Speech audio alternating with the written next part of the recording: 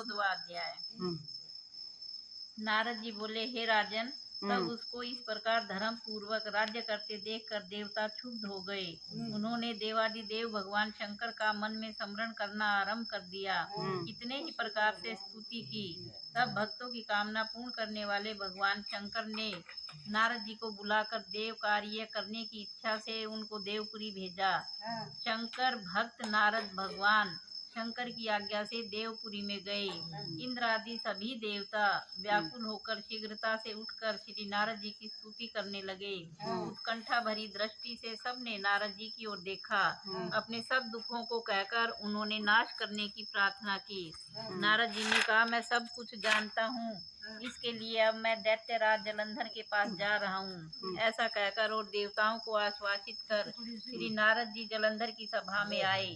जलंधर ने श्री नारद जी के चरणों की पूजा करके हंसते हुए कहा, हे ब्राह्मण, कहिए आप कहाँ से आ रहे हैं और कहाँ कहाँ पर आपने क्या क्या देखा है, यहाँ कैसे आए हैं?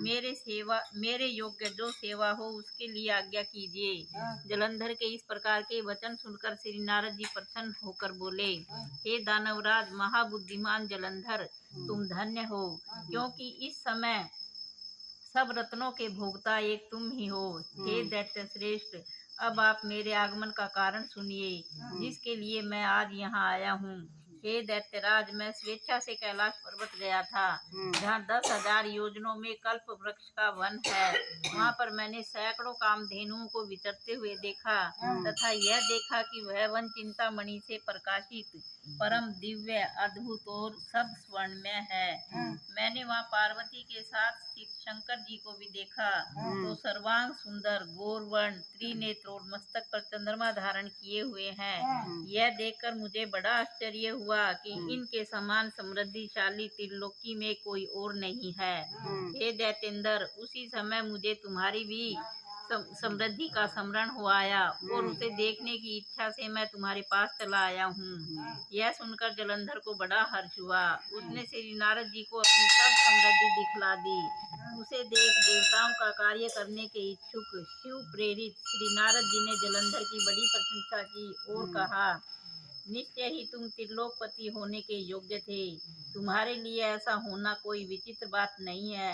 मैं देखता हूँ कि और तो तुम्हारे पास सब कुछ है और किसी बात की कमी नहीं है। ऐरावत तुम्हारे पास है, उच्च शर्वा नामक घोड़ा तुम्हारे पास है, कल्प वृक्ष और कुबेर की निधि तुम्हारे घर है, मणियों और रत्नों के ढेर भी तुम्हारे यहाँ लगे हुए हैं, ब्रह्मा जी का हंस युक्त विमान भी तुम्हारे पास है, और भूलोक, पाताल लोक और पृथ्वी पर जितने भी रत्न आदि हैं वह सब तुम्हारे ही हैं।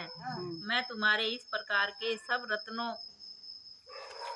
आदि ऐश्वर्यों को देखकर बड़ा प्रसन्न हूँ, परंतु तुम्हारे पास कोई स्त्री रत्न नहीं है। उसके बिना तुम्हारा यह सब फीका है। तुम कोई स्त्री रत्न ग्रहण करो। नारद जी के इस प्रकार के वचन सुनकर दैत्यराज काम से व्याकुल हो गया। उसने नारद जी को प्रणाम करके पूछा कि ऐसी स्त्री कहाँ मिलेगी जो कि सब रत्नों में श्रेष्ठ हो। यदि ऐसा रत्न कहीं मिले तो मैं आपकी आज्ञा से उसे अवश्य लाऊंगा। नारद जी ने कहा, ऐसा रत्न तो कैलाश पर्वत पर योगी शंकर के पास ही है। उनकी सर्वांग सुंदर पत्नी देवी पार्वती बहुत ही मनोहर है। उसके समान सुंदरी मैंने आज तक नहीं देखी। शंकर से बढ़कर समृद्धिमान दूसरा कोई नहीं है। उसके इस रतन की महिमा तीनों लोकों में कहीं पर भी नहीं है। तभी तो परम विरक्त आत्माराम शंकर भी उसके वश में हो गए हैं। देवर्षि नारद उस दैत्य से ऐसा कहकर कार्य करने की इच्छा से आकाश मार्ग को चले गए। बोलो कार्तिक मातम में की जय, बोलो विष्णु भगवान की।